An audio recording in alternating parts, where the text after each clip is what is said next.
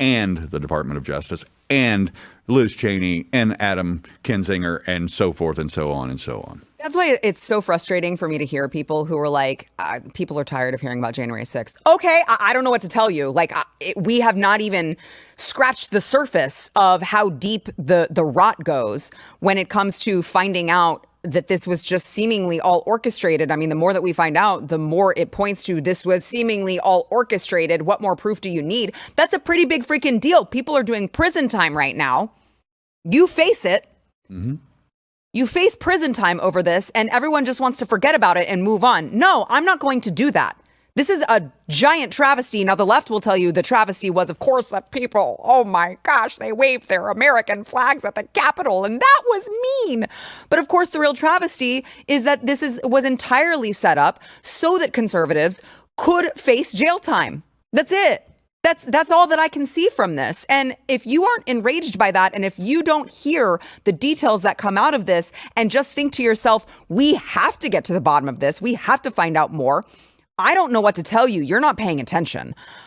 So how was this concealed for so long? It's a process of them, as we've heard from the January 6th committee, that they have not only concealed and hidden documents, but we also know that they have deleted documents, both, actual printed files as well as electronic files. We know that those have been dumped. We are constantly in contact with our congressional sources about what they're gaining new access to. And fortunately, there are backups, and we find them eventually if they keep digging, if we keep digging. And it's a long, horrible process because there are so many people working against the truth seekers within their own party. And let's just call it as it is. I'm sorry. And I have no love for most of the people in the GOP either. Yeah. And that's why MAGA has been created, is as a response to the uniparty, to the squelching of truth and the hiding of truth for so long. And we're tired of it. We're tired of the strongly worded letters.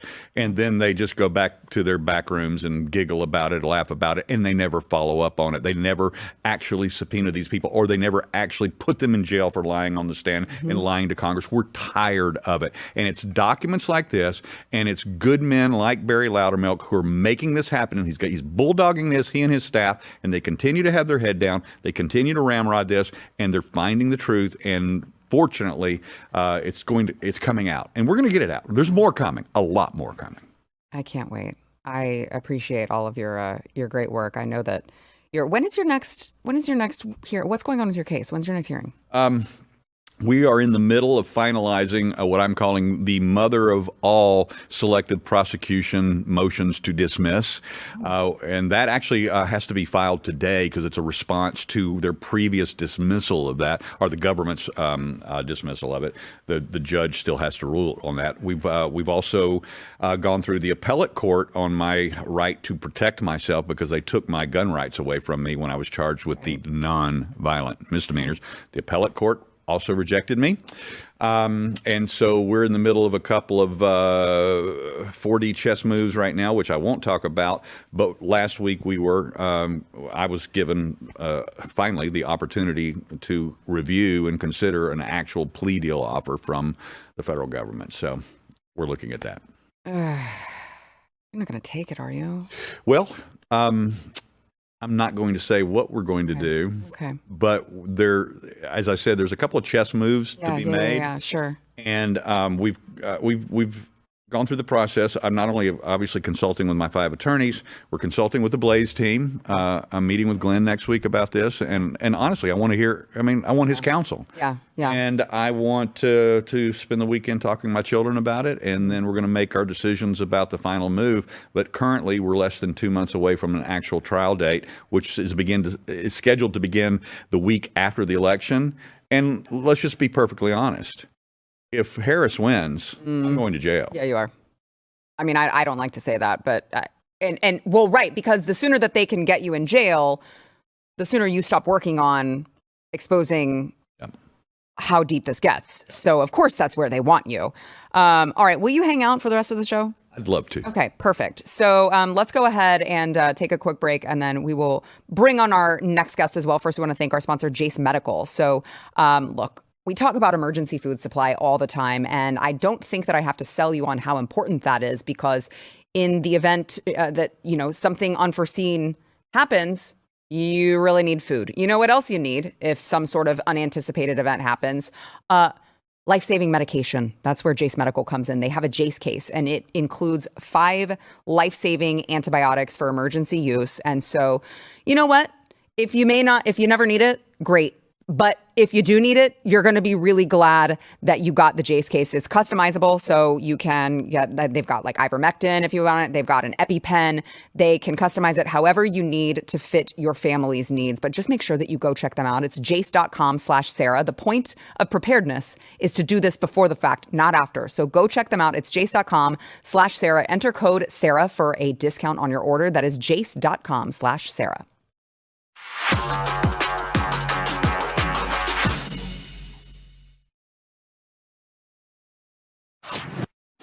Along for the ride, we have John Doyle, Blaze TV contributor and host of Heck Off Commie. Thanks for joining us, John. Yeah, happy to be here. Yeah, you came at just the right moment. I hope so. Because I have some Kamala Harris clips to play for you, gentlemen. Because she won't take any questions from the press, right? She's certainly not going to debate again, because she can't trust that she's going to get handed the questions beforehand so she can pre-memorize her answers, because that's the only way that she's going to get through another debate. But what she can do is sit down with Oprah Winfrey for this cute little Unite for America event where they had a studio audience, but they also had like Zoom people participating through Zoom asking questions. And of course, her total ineptitude was on full display at that event. I guess she didn't get the answers ahead of time. So let's play here this first one. She was asked what her plan is to lower the cost of living, which, by the way, don't let it be lost on you that she's answering this at a time where she's literally second in command. Like, I don't think this can be stressed enough. The cost of living being so high, the reason that all of these, your groceries are high, your gas is high, your mortgage, well, you can't even afford to buy a house. You don't have a mortgage. All of that is due to her policies with Joe Biden. But be that as it may, here is her answer for how she is going to lower the cost of living, or lack thereof. We really would love to know what your plan is to help lower the cost of living. Yeah, first of all, thank you both for being here. And yours is a story I hear around the country as I travel. Okay. And they don't care. Answer the question. In terms of both. In terms of rightly having the right to have aspirations and dreams, rightly having the right, ambitions for your family, and working hard and finding that the American dream is, for this generation and so many recently, far more elusive than it's been. And we need to deal with that. Yes. And there are a number of ways. How? One is bringing down the cost of everyday necessities, including groceries. But how? How are you going to do that? She just took, how long was that clip, control room? It doesn't say. How long was that? 45 seconds to literally not answer the question. She answered the question by saying, well, we're going to lower the cost of living. How are you going to lower the cost of living? Well, what we're going to do is we're going to just lower the cost of living. Yeah, they probably actually were more specific in asking the question than she was in her answer, because they were probably going over like, I'm paying more for X, Y, Z. And she was responding, just repeating that information, but at a lower level of like comprehension. Well, in terms of. Right. Yes. How many times does she say that it's all that in terms of this, but it's never in terms of anything. It's certainly never in terms of what the question was. Going back to the debate, it doesn't matter if it's any of these interview questions or whatever. She is vapid. I mean, and she doesn't have an answer for the question. No. That's why she can't give it, because she doesn't understand the first thing about economics to begin with. No. And the only thing she knows is just to recite, what did I say last week or yesterday? I'll say that again. And that's it. That's all she ever says. Yeah, no, it really is. I mean, it's hard to say who is the worst out of her or AOC. Because they're both, I mean, that's both what they do. You can literally, as they're talking, you can literally just envision the hamster on the wheel inside their head. And it's like hitting obstacles in the hamster cage. And it's like, and it's not quite getting all the way around. I literally can see that when they talk. I think that AOC is probably, we respect AOC on this program. No, we don't. I think that she's probably a little bit better than Kamala, because AOC will like say things that are stupid, but you can tell that she's really like trying. Like Yes. she's pulling information, and she's too stupid to know that it's wrong, but she's like, okay, send it out. Kamala is like not even there. Like she doesn't even know where to look for the information in her brain. She just has like no idea what's going on. That was the exact response I was going to give. Yeah. AOC at least is reaching for something. She's committed to it. Right. Kamala Harris has nothing to reach for. Kamala's the hamster. Thud, thud, thud, thud. In fact, let's play one of the other just total word salad when she's talking. She's trying to talk about what an American is, what represents an American, and she just ends up. I still don't know what the hell she said. Watch. We are an optimistic people. Okay. We are an optimistic people. She's like, oh, I got this. Americans, by character, are people who have dreams and ambitions and aspirations. We believe in what is possible. She almost said we believe in what has been. We believe in what can be. What can be. And we believe in fighting for that. And she's like, oh, crap, I can't say it. That's how we came into being. Because the people before us understood that one of the greatest expressions for the love of our country, one of the greatest expressions of patriotism. She's trying so hard not to say it. Is to fight for the ideals of who we are. Huh? We believe in what we can be by being what? I'm going to tell you what I saw right there at the very beginning of that clip. Oprah Winfrey looked at her and went, come on. Yeah, she's like, Because Oprah's smart. Yeah. Okay? Yeah. She's an accomplished woman, accomplished business person. Regardless of her politics, she was reaching out mentally across the table right there and going, please stop. come on, please. You got to nail this. You got to nail this, Kamala. Please. No, you're still going. Okay. No, please. Please, for the love of God, stop. Yeah, you have to, like, these people who spent their careers working in broadcasting, they've developed quite the skill for public speaking and expressing things. You have to wonder what they think when they're bringing on the potential president and watching them just stumble through these ideas and just say absolutely nothing.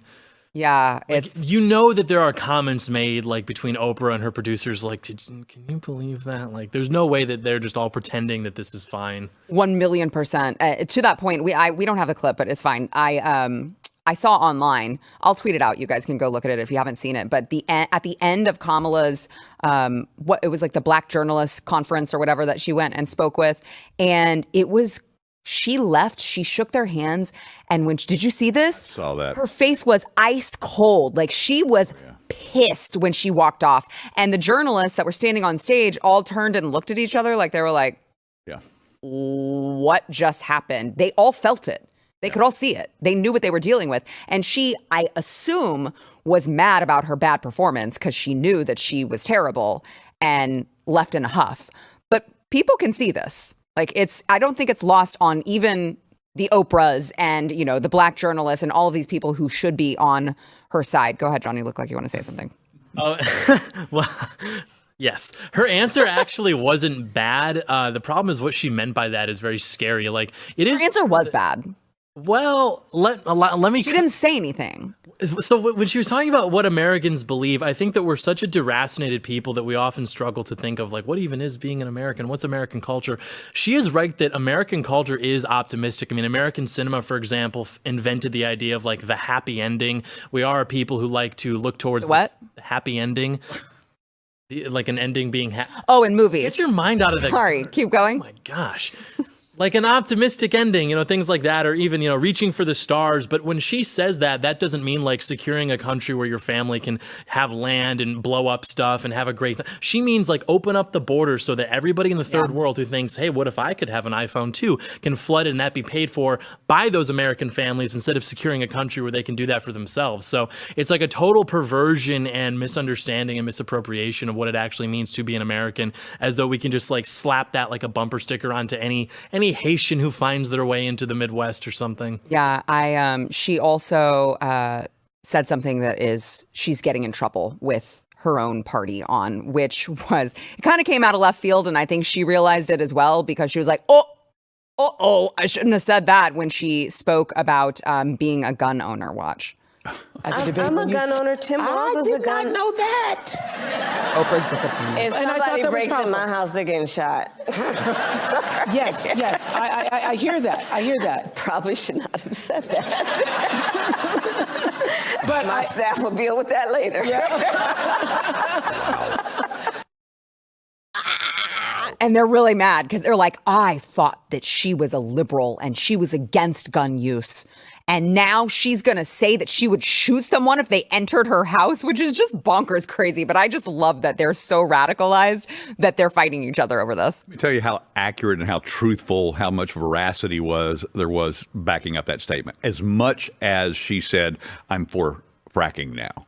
You can't believe anything that she said in that moment whatsoever. She is that is a desperate move towards the middle to grab somebody from the middle and pull them over to her side. That's all that was. And I would tell you, speaking of guns, if people would stop trying to shoot the president, former President Trump, I would have more time to follow this stuff during the day. And what happens is, like last night, I was done. I had to shut my head down, and I told my partner in crime, Joe Hanneman, I said, Joe, I'm going to bed early tonight. We'll start over early tomorrow morning.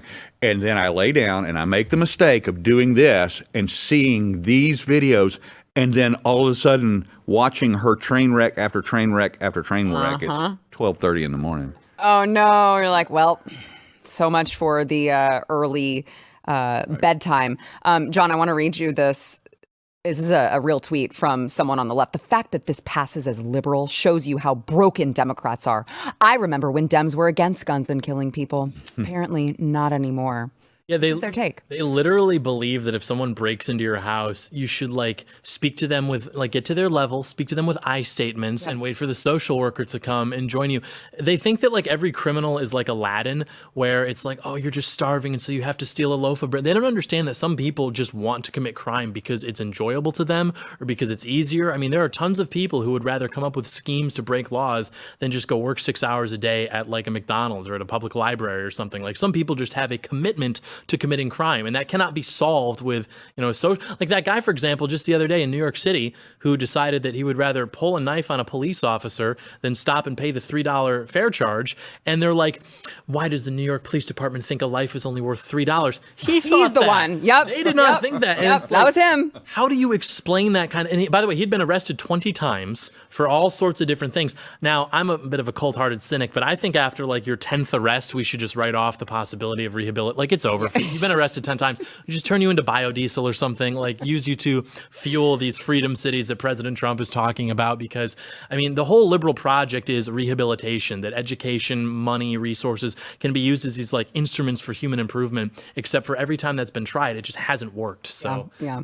All right, we got to take a quick break. We will, I'll be back with more, but I want to thank new sponsor of the program, Regrow. So there is a new hair loss discovery. Contrary to what you may have been told, thinning hair or bald spots is not only due to age or even genetic, and it's easier than ever now to promote the appearance of healthy new hair growth with the help of Regrow Hair Activation Formula. This formula features 2 enriching blends that contain hair rejuvenating nutrients like collagen, ashwagandha, and horsetail extract, and it protects your hair from damage and breakage. It can reduce the appearance of hair loss and also boost healthy shine and volume as well. We've got a testimonial from James who says, I started taking it 2 months ago and my hair is actually starting to fill in my bald spot.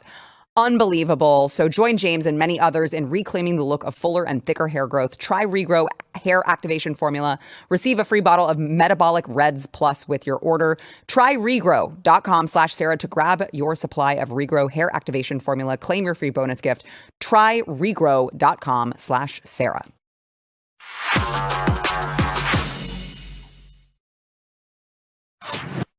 All right, we don't have much time here, but I want to play for you guys former San Diego Sector Chief Patrol official Aaron Heitke, who testified to Congress about the Biden administration, the Biden-Harris regime, not allowing him to release very important information about, potential terrorists coming into our country. Watch. In San Diego, we had an exponential increase in significant interest aliens. These are aliens with significant ties to terrorism. Prior to this administration, the San Diego sector averaged 10 to 15 SIA arrests per year. Once word was out the border was far easier to cross, San Diego went to over 100 SIAs in 2022, well over that in 2023, and even more than that registered this year. These are only the ones we caught. At the time, I was told I could not release any information on this increase in SIAs or mention any of the arrests. The administration was trying to convince the public there was no threat at the border. Great. Fentanyl That's enough. That's enough. That's enough. He also said that they told him to move more than 2,000 illegals apprehended between the Southern California and the Mexican border out of sight of the media. Is it too? I keep throwing around the word treasonous. I don't know what else to call this. Especially when you talk about, or when he talked about the exponential increase year after year after year of known terror suspects coming across the border. And he says, and those are just the ones we caught. Right. I don't know why there's nothing being done. Nothing is being done in Congress. They're going to hold more hearings. They're going to have more people testify about all of these things that the Biden regime, I'm sorry, I keep not remembering to say the Biden-Harris regime. I think that's very important to remind everyone. Kamala Harris is supposed to be the border czar. She's running to be president of this country. This is what she has done to your country. They're intentionally not just bringing people in who have ties to terrorism. They are misleading the American public about it. They are hiding it. They are concealing it. That's a big freaking deal.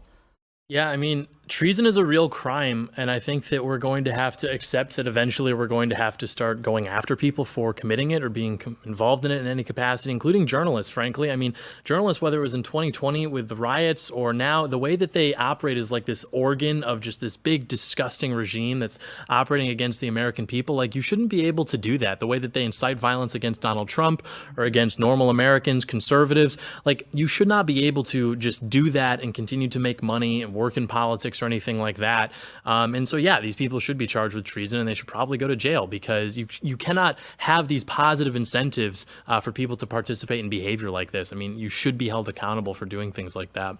But they won't. This is where the governors have to take over. Yeah. This is where we're at right now. Just as DeSantis is taking over the investigation in Florida of this last Trump episode where a shooter tried to take him out, and the federal government will not charge the guy with attempted assassination of a former president. Right.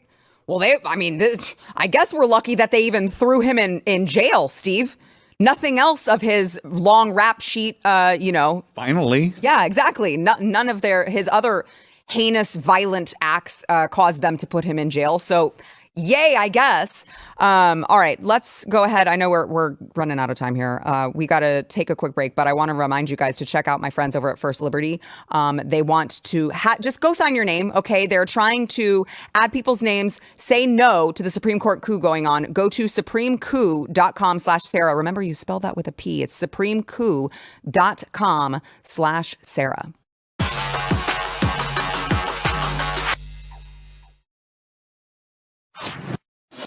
Told the panel to take a quick break while I bring in my next guest. So we talk a lot about the weaponization of the federal government on basically every level against conservatives and Christians. And one of the ways that they have been doing this, that we've been talking about, is they're putting pro-life activists, they're imprisoning pro-life activists, right? If you dare show up at a Planned Parenthood, and we've seen if you sit there peacefully protesting, if you stand there peacefully protesting, if you, God forbid, if you pray peacefully protesting outside an abortion clinic where unspeakable things are happening. I'm sorry, I said clinic. I shouldn't have said clinic. An abortion facility, because those are not clinics. They're anything but clinics. And I want to welcome my next guest, Bevelyn Williams. She is, of course, a pro-life activist and is being persecuted by a New York judge, sentenced to 41 months in prison for violating, of course, this is the one that they're always using, the FACE Act. This is the Freedom of Access to Clinic Entrances. Bevelyn, welcome to the program. First of all, I'm so sorry for what they're doing to you. Thank you, Sarah, for having me. Yeah, it's devastating. It's devastating, and it's disgusting. It's egregious. It's just, I never realized that our government would be so nasty like this and so cruel. And, we're funding our demise. And, our founding fathers, I think that when they wrote the Constitution and the Declaration of Independence, they were experiencing what we're experiencing now. And it's full on tyranny, Yeah. So walk me through what actually happened, and then let's talk about what they're accusing you of. So, in 2020, I had a Jesus Matters rally. This was the summer of love. They were going crazy, shutting everything down, but then rioting and all the stuff that BLM was doing. But for me, they were still doing abortion. They're shutting down people's homes, shutting down people's jobs, saying you can't have a certain amount of people in your house, but you can go to an abortion clinic and kill a baby. So that was a huge issue. So I decided to just do a rally and kind of bring awareness to what's going on right under our noses. And so this was a really big event because all the Christians kind of came together, no matter their background, whether they were Catholic or Pentecostal. It didn't make a difference. We all had the same issue regarding life, and people just wanted to raise their voices. So at this event, it's a 2-day event. Police were present. I never got arrested. I never got a ticket. I never got a summons. And so we did the 2-day event, and I walked away. Everything was fine. I had no idea that they were trying to cook up these false charges on me. And basically what they did was they took the face language and they manipulated it. It's really an issue of freedom of speech, because now if I say in the name of Jesus, I declare terror over this place, and I'm speaking according to the Spirit, though I don't have a gun, though I don't have a knife or a weapon even in my hand, they're not saying that's a threat. If I say I cancel this place in the name of Jesus, it's a threat. 150 women, one day of that event was scheduled to do abortions. None of them came. Wow. That's obstruction. That's interfering, right? And so they're taking your freedom of protest and your freedom of speech, and they're manipulating it to fit into faith. And then what the judges are doing is they're not giving the lawyers the opportunity to explain the argument. So now as a jury, I'm just thinking, well, she did say she declares no peace for the wicked. That's technically, a spiritual threat. So now what? I go to jail for 3.5 years because I'm preaching the gospel? When are you set to begin your sentence? October 16th. Yeah. So we're praying and hoping for a appeal, a stay of appeal, that I can probably just get a bail and be just kind of out on bail until, they can look at the case again. What's your mindset right now? I hear this and I just want to bawl. So I can't imagine being in your shoes right now as a wife and a mother. At first, it was really hard for me. Like I was just on the verge of tears all the time. I was just so emotionally distraught and so devastated, to the point that it was really hard for me. I was looking at my daughter like a clock. I got limited time with her, and it was really hard for me. And so I took a 2-day trip, just an hour out in Tennessee in a cabin in a mountain by myself. And I just went there and I spent time with the Lord and I prayed.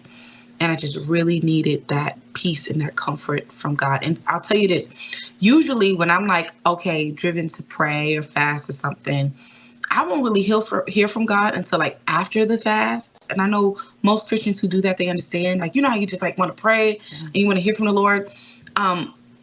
Usually I don't hear from him until after. But when I went to the cabin this time, it's like he met me there. And he just started to minister to me and to pour into me and encourage me on who I was as a daughter in Christ. And it has really helped me keep my head mentally through this, because I'm still trying to process the cold-heartedness, the wickedness of it, the selfishness of it, just the type of person who would want to go after someone because they're preaching the gospel. And I mean, it kind of makes you understand Jesus, right? Why would they kill, Jesus? He was the bomb. Why would you kill Jesus? So I'm still trying to process that type of evil. Yeah. I mean, you hear about just how disgusting the mental gymnastics that they are using to try to claim that you were intimidating, that you were threatening. And you just think about how unbelievably evil it is. This country is becoming unrecognizable. I mean, we are run by not just total tyrants and not just people who abuse their power, but just unbelievably evil. To take a mother, to take a wife, and to remove her from her family just to make an example out of her, that you may not go against the Biden regime. You may not go against the Harris regime. You must obey us. And if you don't, we will throw you in. We will find a reason to throw you in prison. We will give the crime, and we'll figure out how to make it work. Right. It's so crazy. Right. People talk about how, we have systematic racism in this country, right? Yeah. And I believe it's true, but I believe we're looking at the wrong side. We're pointing at one side when it's really the individuals who use and pander us all the time that are really, in my opinion, the most racist. Mm-hmm. I mean, what kind of person would tell you, oh, you're Black, you should understand? How racist is that statement? Oh, you're a woman, you should support it. You're a woman. It's like, because I look a certain way, I'm expected to be in this box and I need to stay in it. And the moment that I step out of line, you're going to get the full of it. And so I find it so interesting that they gave me two people that gave the most time. The one girl who got more time than me, she's in jail now. She got the most time. She was actually a Democrat. She was a liberal. She was a veganist. And she was so vegan that she felt like, if I'm not going to kill a dog, why kill a baby? Right. I mean, I feel like that's fair common sense, right? And so she went against the grain. Uh-huh. They were like, oh, no, girlfriend, we're going to show you. Mm-hmm. Now, me, I'm a Black woman, right? And I am supposed to be the token. I'm supposed to be the Kamala girl, the sorority girl promoting the Black woman, Black power attitude. And I'm not on that type of time. That's not my vibe. I'm a Christian. I'm a conservative. And I'm not ashamed of that. I don't support abortion. I'm not going to support homosexuality. I'm just going to be a Christian. I'm not going to kill you for it, but I'm going to be the Christian that God called me to be. Oh, no, honey, you supposed to be in a leotard, dancing on stage, twerking, ski-yee. You supposed to do that. That's tolerable. That's what's going to get the vote. But look how they do you. Look at Diddy. Yeah. Look how they do you. Wasn't he Mr. Vote or Die? Wasn't he Mr. Obama man? Now look at him. He's as good as a dog to them because he's no longer useful. This is the same narrative and agenda that's been going on over and over and over again. They hell you and nail you. And if they cannot use you, they're going to drag you through the mud because you're not the tool they need you to be. It goes right back to the Ku Klux Klan, okay? It was the Democratic Party who were part of the Ku Klux Klan. And they were hanging Republican Black people because they didn't want them to vote so that they can keep control of the South at the time. It's the same narrative all over again. And to your point, Bevelyn, it's the exact same reason why we saw all of the Black people, all of the people who were involved in all of the, as you mentioned, Summer of Love. What happened to those people? Are they facing 3.5 years of jail time? No, they had their charges dropped. But you, as a Black woman, dare speak out against the regime. And boy, they're sure throwing the book at you. So that's just more proof of your point. Right. And when I mention Diddy, let me just say this. The same team that's coming after Diddy is coming after me. The exact same prosecutors. Damian Williams was the one who made the speech. And now the same prosecutors are coming after him. And what's been boggling my mind is like, how is the same team coming after me, a Christian woman, and in a sense turned me into a martyr. But at the same time, they're going after somebody who's really a monster. Right. Because I know Diddy's not innocent. I know what we know. When you know, right? Yeah. But now I saw in my mind, I'm trying to register in my mind, like, dang, am I really as evil as they say I am? Am I really that wicked that the same people that will go after him go after me when I know this dude moves like a dog? So when I thought about it, I'm like, nah, this ain't about justice. No. This ain't about righteousness. No. This is a hit. It's a hit. It's a phone call order. It's saying, hey, go get whom I need to get got for whatever I need them to get got for. It's not about justice. Yeah. It is so, man, girl, I could get in my bag about this, but I'm going to just say one last thing. I don't want to overtalk. But let me just say this. Gavin Newsom and Elon Musk are going at it right now. Mm-hmm. Gavin Newsom signed in a law that you can't have memes because they didn't like Elon Musk's meme about Kamala. Mm-hmm. This is the issue about it is not even about what them two are going through. Elon Musk is a self-made billionaire who he has control of his companies. He could decide, I don't want to be in California no more. That's a communist. I'm out. Yeah. He can do that because that's his money. Right. But now you taking taxpayers' money and you deciding to have an ego war with a billionaire where you want to tax people dollars?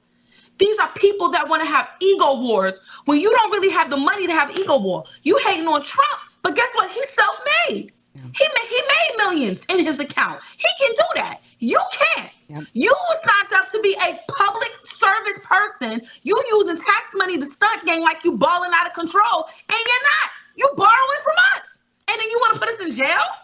Yeah. No way. Yeah. Bevelyn, how can we help? I mean, I'd imagine. Do you have like a fundraiser for your legal fees? How can we help? You know, right now, my lawyer, he's a good lawyer, but he's expensive. $5.75 an hour. Okay. Legal fees. I mean, just, you got to understand when they come at you like this, because they use taxpayer money and they have an unlimited amount of liquid. Yep. They don't mind whatever it costs to bleed you to death. Yeah. But for us Americans, you know, $5.75 an hour. That's girl. No. Right. That's so a lot. I mean, the support at this point is dire because they're trying to bleed me out. Yeah, I mean, I've been fighting this thing for 2 years now, and now I'm obviously having to go to appellate court. And then there may be a possibility that I may have to go to Supreme Court because appellate court is still in New York. So every bit of support to partner with me in this, it's so needed in this hour just to keep our heads as Christians above water. And I'll say why it's important financially too. If they hang me, I become a precedent, okay? Correct. If this doesn't get overturned by either Second Circuit Court of New York or Supreme Court, they're going to use B.D. Williams versus the U.S. government as a precedent for any other Christian who may have obstructed or quote unquote what they consider threatened or anything. Put y'all up on charges and hit y'all with time that's unbelievable because they have a precedence to do so. So I have to go all the way with this thing, and I gotta pay for it. Yeah. Well, where can they go to donate? What do you have a link? Yes, I do. Give, Send, Go, which is a Christian company. Yes, that woman is amazing.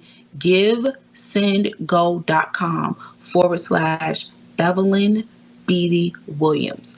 GiveSendGo.com/Bevelyn Beatty Williams, and all of my contact links are on that page. You can follow me. You can go to my ministry page. You can email me, send me a letter. All of it. I get all of these letters and I read them. So thank you for that. So yeah. Okay, great. Well, make sure to go donate what you can. I know it's hard in Joe Biden's America, but we've got to right this ship, because if you think that they're going to do it to Bevelyn and stop, you are absolutely mistaken. Bevelyn, I am so sorry that this is happening to you. Please keep me posted on how we can help, and I'll be praying for you and your family. Thank you. God bless you. Thank you, Sarah. Thank you. We'll talk soon. This is so enraging. Okay, all right. I'm going to bring the panel back on here in a sec, but I want to remind you guys, if you have not yet subscribed to Blaze TV, you know, we talk about the Biden regime and their weaponization of all of their federal agencies. It's only a certain amount of time until they try to kick us off of the airwaves, would kick us off of YouTube. I mean, they are trying to shut down and silence conservatives and throw you in jail if they can. So make sure that you go to blazetv.com. We have our biggest discount ever. It's $40 off. Use promo code Sarah40 to subscribe. Look, my days at YouTube are numbered. We all know it's only a matter of time. So make sure that you go to blazetv.com/Sarah while you can get $40 off with promo code Sarah40. We'll be right back.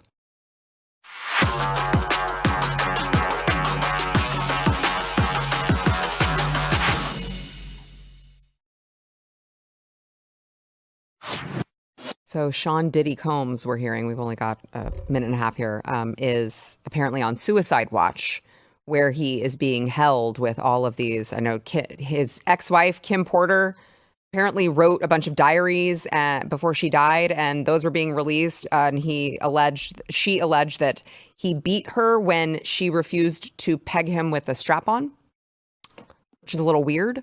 There's also a gentleman who claimed that he was like his Diddy's sex slave, whose videos are coming out.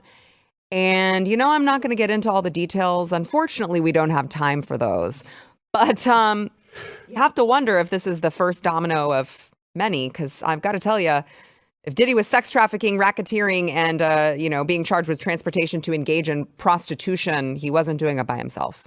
So the suicide watch is so that he doesn't become Sean Poof Daddy. Right. That's good, Steve. I like it. Yeah, he's, I don't know. Do you think there's going to be another Epstein, John? Another that Epstein joke event? Put me on suicide watch. You didn't answer my question. Is he going to be Epstein? No, that's racist because he's of color. You can't do that. What?